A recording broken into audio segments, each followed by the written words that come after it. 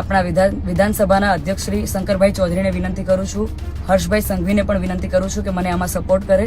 તો મને એ નથી સમજાતું કે જ્યાં સુધી હું સમાજનું નામ રોશન કરી રહી છું, જ્યાં સુધી હું મારા ઘરે પૈસા કમાઈ રહી છું, જ્યાં સુધી હું એમના માટે કંઈક કરી રહી છું, ત્યાં સુધી હું બધાને સારી લાગુ છું. દીકરાઓ જ્યારે કોઈ બીજા સમાજની દીકરીને લઈને આવે છે ત્યારે આપણને બધું એક્સેપ્ટેબલ હોય છે, પણ તમે લડવામાં નહીં સમજવામાં એકતા કરશો તો વધારે સારું રહેશે. બાકી તો હું કાયદાકીય પગલાં લેવાની જ છું. હજુ સુધી તમે અમારી ચેનલને સબસ્ક્રાઇબ નથી કરી તો અત્યારે જ ન્યૂઝરૂમ ગુજરાતને સબસ્ક્રાઇબ કરો, ફેસબુક અને ઇન્સ્ટાગ્રામ પર ફોલો કરો.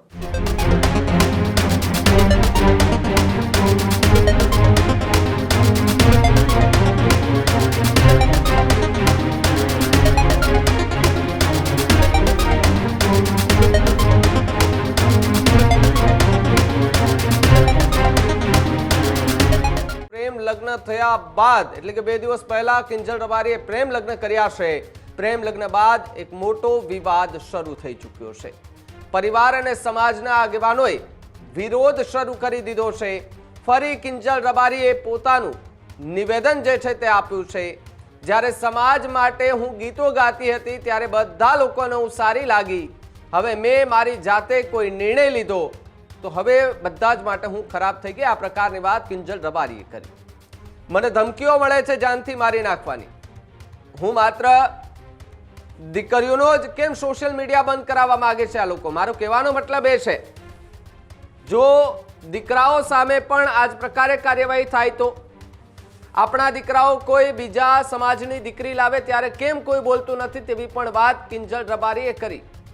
લડવામાં નહીં પણ સમાજમાં એક એકતા જે છે તે બતાવવી જોઈએ તેવી પણ વાત કિંજલ રબારીએ કરી. હું વિધાનસભાના અધ્યક્ષ અને ડેપ્યુટી સીએમ હર્ષ સંઘવીને પણ રજૂઆત કરીશ.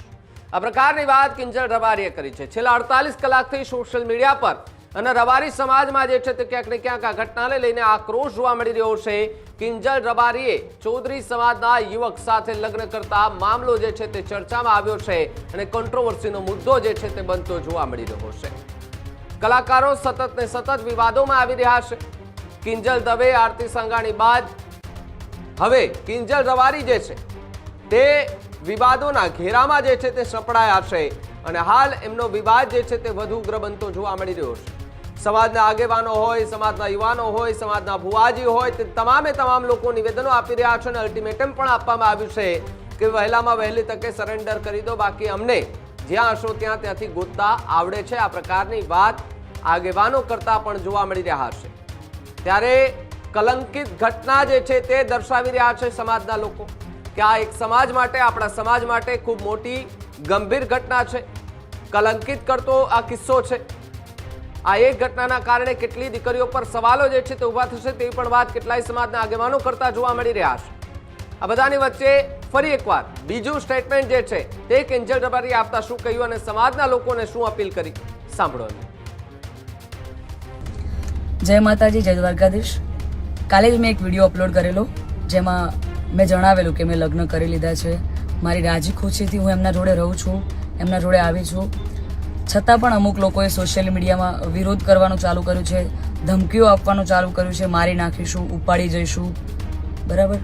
તો મને એ નથી સમજાતું કે જ્યાં સુધી હું સમાજનું નામ રોશન કરી રહી છું, જ્યાં સુધી હું મારા ઘરે પૈસા કમાઈ રહી છું, જ્યાં સુધી હું એમના માટે કંઈક કરી રહી છું, ત્યાં સુધી હું બધાને સારી લાગુ છું.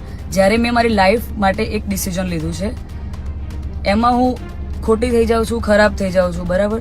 અને એને લઈને ઘણા બધા લોકોએ એવું બી મૂક્યું છે, સમાજવાળાઓ લોકોએ, કે ભાઈ અમે દીકરીઓને ઇન્સ્ટાગ્રામ, ફેસબુક બધું યુઝ કરવાનું બંધ કરાવી દઈશું. તો આ નિયમ ફક્ત દીકરીઓ માટે કેમ છે મને એ નથી સમજાતું. આપણા દીકરાઓ જ્યારે કોઈ બીજા સમાજની દીકરીને લઈને આવે છે ત્યારે આપણને બધું એક્સેપ્ટેબલ હોય છે. જ્યારે એ જ કાર્ય આપણી દીકરી કરે છે ત્યારે આપણે એના વિરુદ્ધમાં જઈએ છીએ. તો મને એવું લાગે છે કે અત્યારે તમે એકતા કરી રહ્યા છો, બહુ સારી વાત છે, સમાજ એકતા કરે છે, પણ તમે લડવામાં નહીં સમજવામાં એકતા કરશો તો વધારે સારું રહેશે. બાકી તો હું કાયદાકીય પગલાં લેવાની જ છું. અને આ બાબતે હું આપણા વિધાનસભાના અધ્યક્ષ શ્રી શંકરભાઈ ચૌધરીને વિનંતી કરું છું અને આપણા ગૃહમંત્રી શ્રી હર્ષભાઈ સંઘવીને પણ વિનંતી કરું છું કે મને આમાં સપોર્ટ કરે. અને બાકી તો આપણે કાયદાકીય રીતે લડવાની તૈયારીમાં છીએ. અને મારા સમાજને એક પ્રેમથી મારી આ રિક્વેસ્ટ હતી કે હું સમાજની દીકરી છું અને મેં જે કંઈ પણ પગલું લીધું છે એ મારી પર્સનલ લાઈફ છે, મારી પોતાની ચોઈસ છે, તો એના પર કોઈ સવાલ કે કોઈ કમેન્ટ્સ કરવાનો કોઈને અધિકાર નથી. જય માતાજી, જય દ્વારકાધીશ. આ જ પ્રકારની તમામ અપડેટ જોવા માટે ન્યૂઝરૂમ ગુજરાતને લાઇક, શેર અને સબસ્ક્રાઇબ કરવાનું ભૂલતા નહીં.